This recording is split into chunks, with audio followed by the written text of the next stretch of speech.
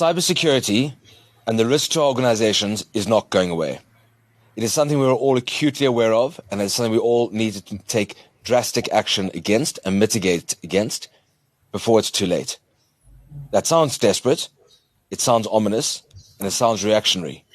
But being reactionary is too late.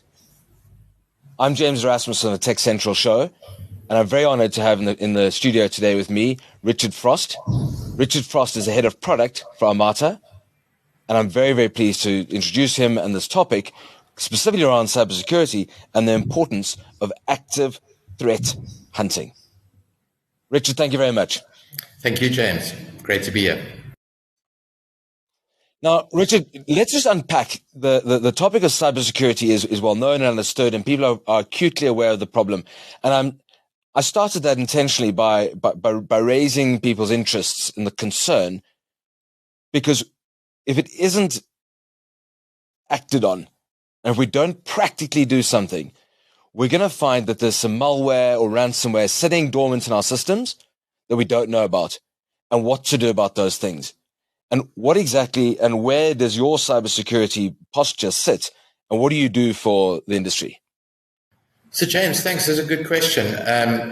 From an organizational perspective, we try to help organizations to prepare their cybersecurity stance in the best way to mitigate risk.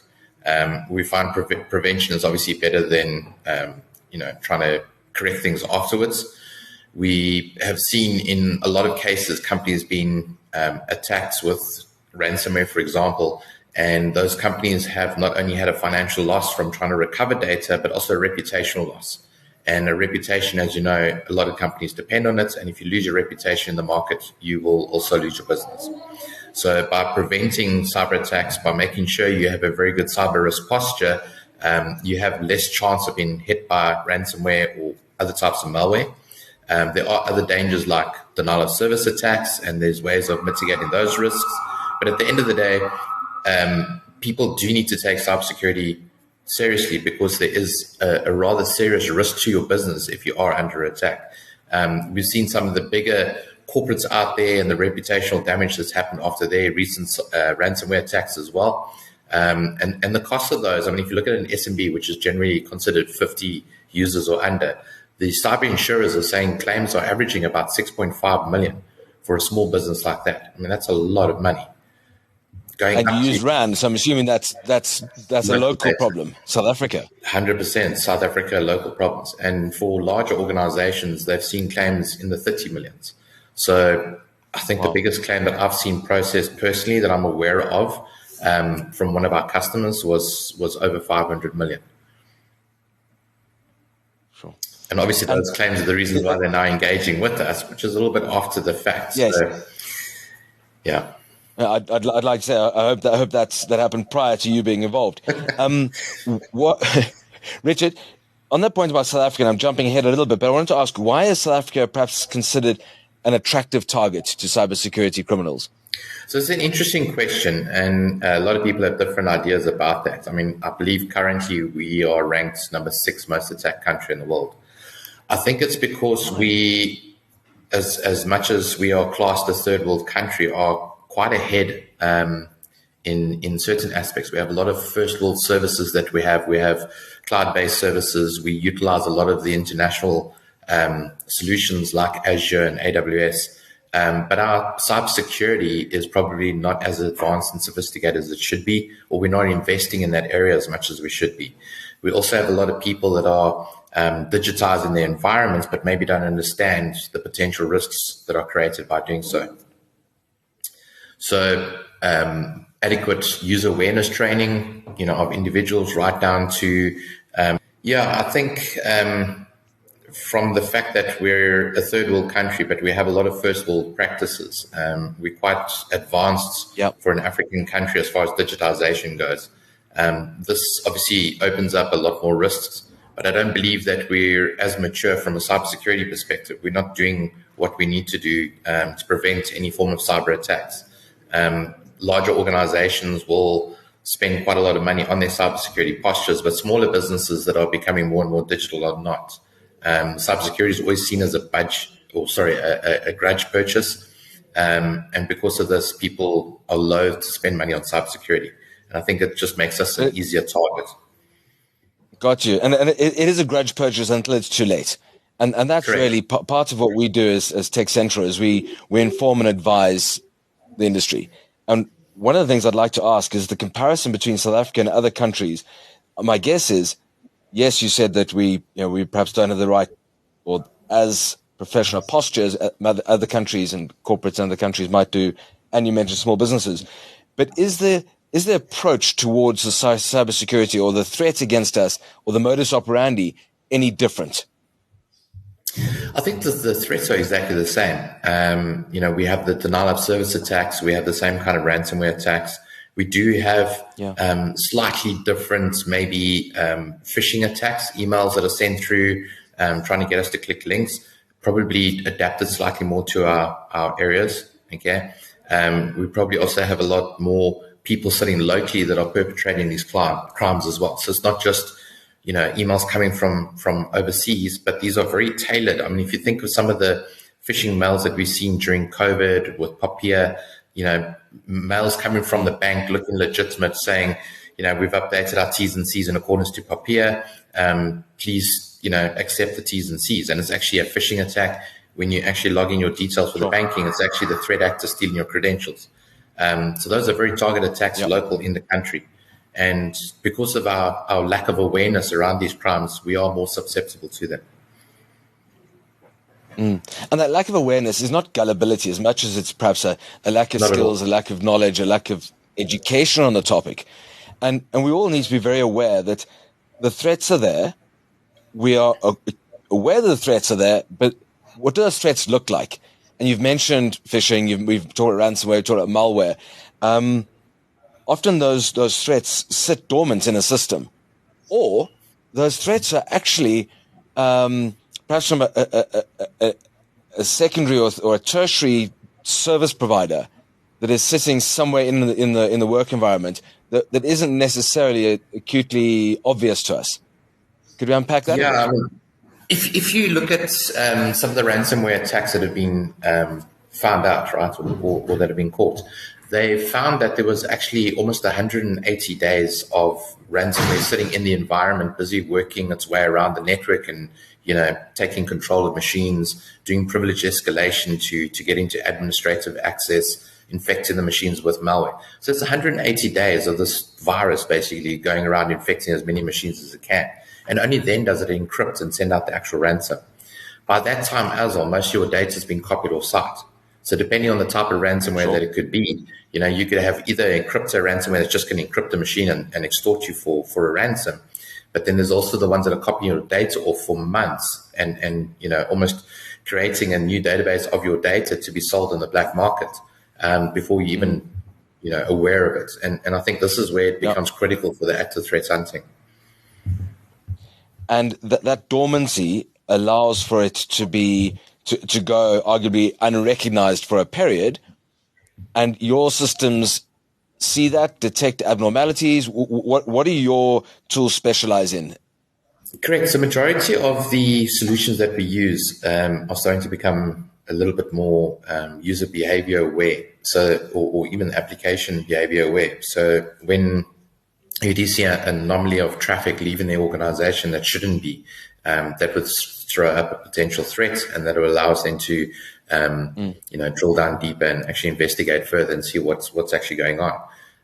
There's the concept of the 0-day attack, where you might have a new version of ransomware that's out that's not detected by the traditional malware solutions, and you might have a solution like EDR, endpoint detect and respond, that'll notice the change in behavior of an application. And it will then start alerting us in our network operations center or security operations center to the fact that there's a potential threat, and we can then go and investigate further. We can also see things on the network. So, for example, I mentioned the ransomware that encrypts your data. That actually needs to do some form of a key exchange. It needs to do a handshake and say, I need encryption keys to lock these servers down. And we've seen on our firewalls even that communication trying to happen, and we've blocked it at that level. That it will immediately alert us there's a ransomware somewhere in the environment and we need to find it. So a combination of looking at the endpoint for changes in behavior of applications, as well as looking at the data on the network, We use that information correlated to actually pick up patterns and trends in security breaches. And my guess is your offer is to automate as much of that process as possible. Yeah, 100%. I mean, even from a resolution perspective, to give an example, in a prime environment, you would have an email that would come in with some kind of ransomware attachment or a link to download the ransomware. We fool the user into believing that it's a legitimate email. They click on the link, infect themselves. All right. This then gets notified through by the endpoint detection solution to the SOC. The SOC solution then automatically starts isolating the machine, trying to resolve and understand what the ransomware is, possibly push it into a sandbox, to see the impact of the ransomware. And while that's happening, it will do a subtask to say, alert the users to the fact that there is a ransomware. And then additional subtasks could be check on the firewall if there's any communications going on, block that, check on the email security solution, how the email got in, make sure it doesn't come in again, put the rules in place to block it. So you can almost have this tier of 10, 20 workflows being automated and happening, simultaneous while the operators are busy investigating the ransomware itself. And things that could take, a day, 2 days to do, we can now do in the space of 5 minutes through automation. Okay, and while you were talking, I was putting myself in the shoes of a chief information security officer and thinking that sounds like a lot of work and possibly some, and I think we used this word recently, alert fatigue. Yeah, I mean, how do you manage that? The biggest issue that you find when you have some kind of a event like that is it will generate quite a lot of sort of different notifications. And we have a log collector that will collect all these security events. It could be thousands of them. And then the system itself needs to trawl through those and see what's legitimate or correlates where there's noise. So if I get hit with some kind of an outage, it could affect, say, 1,000 hosts. I don't want to know about each and every host. I just want to know one event that says there's a problem here we need to investigate. So the solutions are actually consolidating those events down to meaningful incidents and generating an incident for us to then follow. We also have a bedding down process when you take a customer on board to actually sift through the information that's been gathered to see what is major, minor, critical, or just informational. And we can then build rules to say, look, just alert us to the stuff that are potential threats, ignore everything else, and just keep it for the record. So yeah, it brings. Okay, so it brings that triage perspective, and my guess is a lot of what you talk about when we go back to that point about automation, a lot of that automative process is neutralizing the threat or guiding it elsewhere.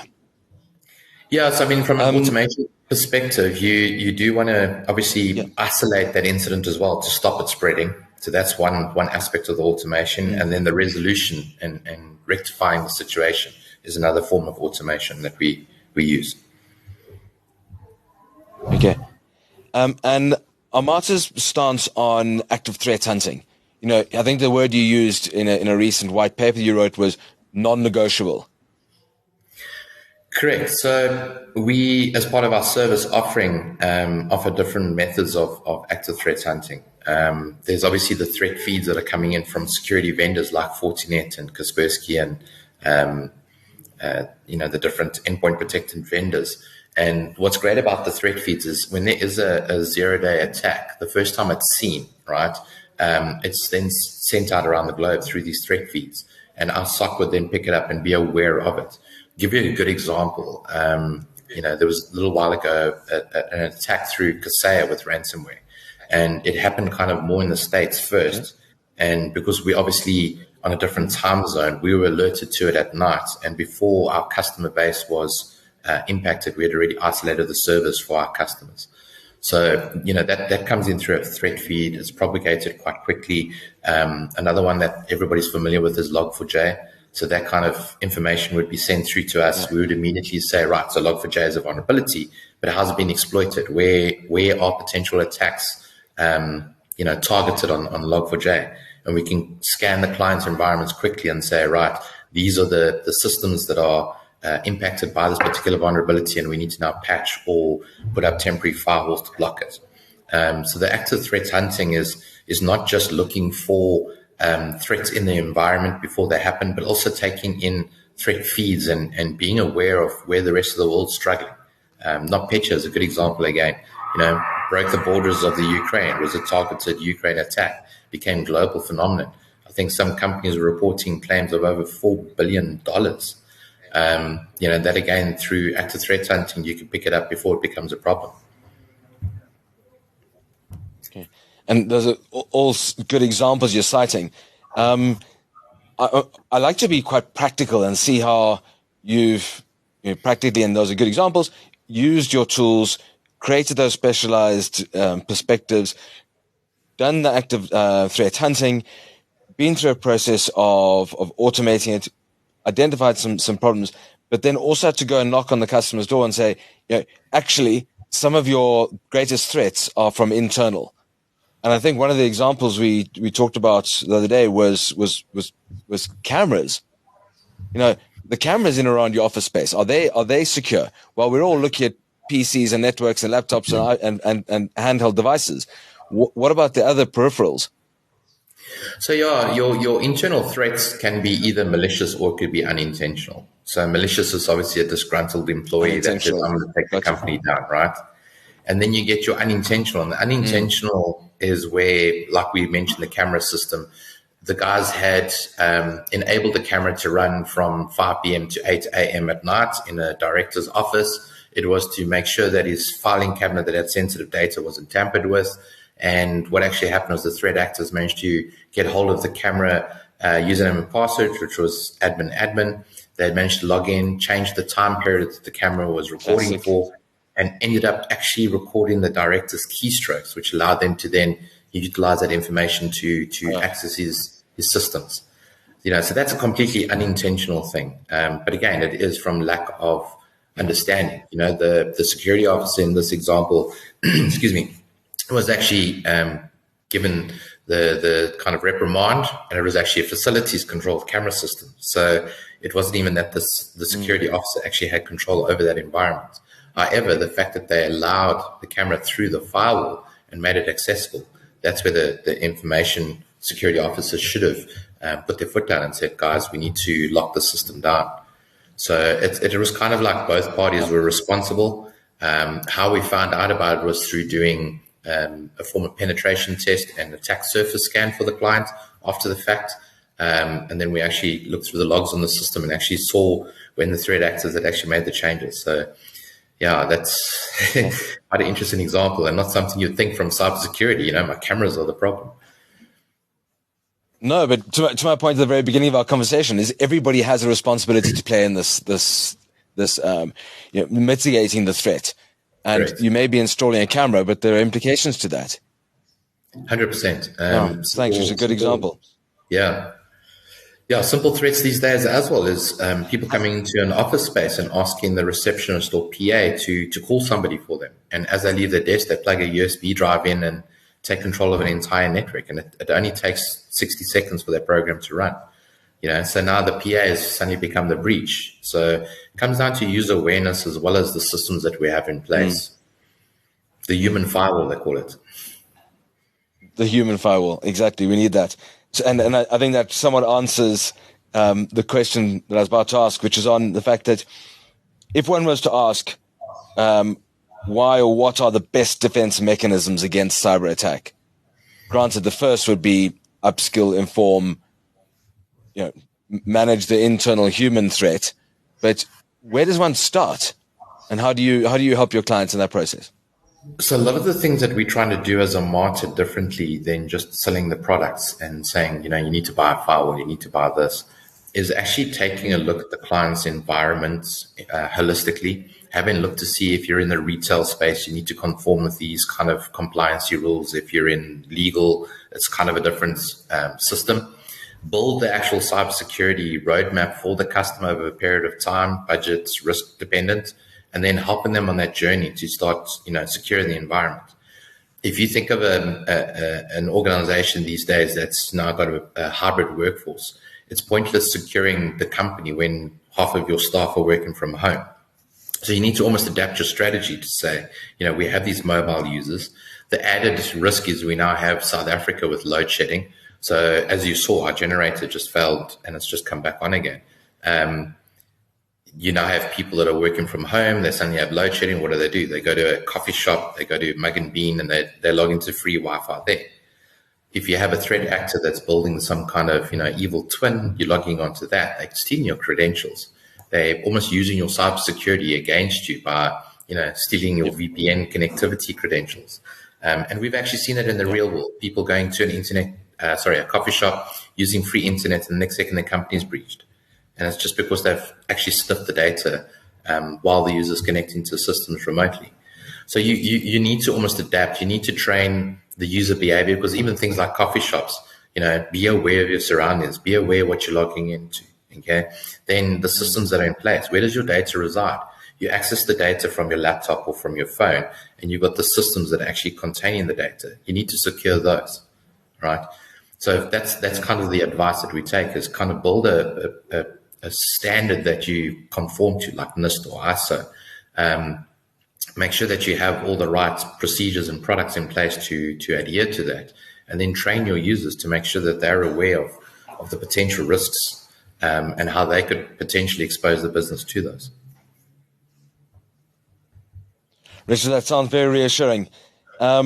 Richard Frost, Head of Product at Armata. Cybersecurity is critical to all of us.